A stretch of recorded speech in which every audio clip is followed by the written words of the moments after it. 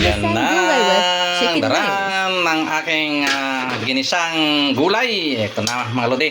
Ready na naman ang aking lulutuin. Ayan, papainit na ako ng ano. Ito may ano kong sahog. Dahil mainit na yung mantika. Let's go! Ayan, nagbara na yung ano, ricados niya. Ilagay ko na yung ano, sahog na pakpak ng manok. Ayan, mix lang. Pwede na. Ihulog ko na rin yung mga gulay. Ayan o. Ayan. Lutuin ko lang ulit. Lagyan ko na natin sa pangkasarap na, pangpalasa. Tapos lagyan natin ng nor.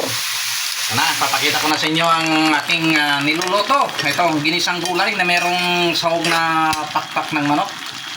Diba? Siyempre, titimusan na natin. Kailangang tikman natin. Ay, nako kumare. Nagnanam! Ito na oh. Thank you so much, King. Shoutout nga pala sa mga viewers ko dyan na patuloy na nanonood. Thank you.